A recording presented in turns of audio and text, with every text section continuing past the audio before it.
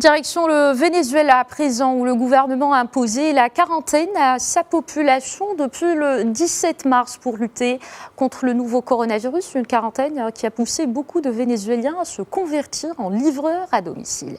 Mais la hausse des prix du pétrole entrave cette alternative. Anissa Raouf nous en parle en détail.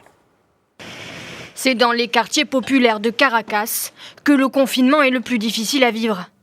Déjà très affectés par les coupures d'électricité et d'eau courante, les habitants voient leurs conditions de vie se dégrader.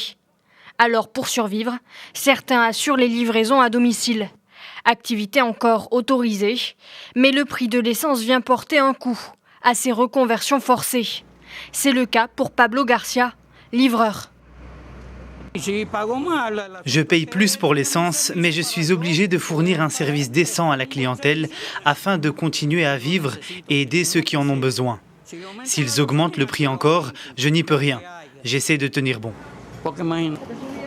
Dans les quartiers pauvres, la plupart des habitants vivent d'emplois informels en restant chez eux.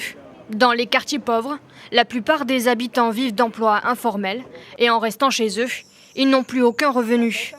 Comme Pablo, ils sont des milliers à avoir vu dans les livraisons une façon de limiter l'impact de la quarantaine. Jesus, chauffeur-livreur, angoisse en voyant fondre ses réserves de nourriture. J'ai perdu mon job à cause de la quarantaine et j'ai dû devenir livreur pour continuer à nourrir ma famille. Je n'ai pas eu le choix.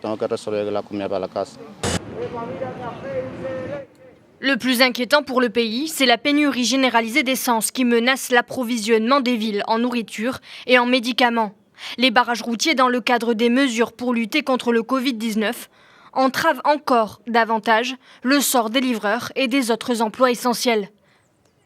Ce qui risque d'aggraver la crise humanitaire. Le gouvernement a promis une aide financière qui tarde à arriver.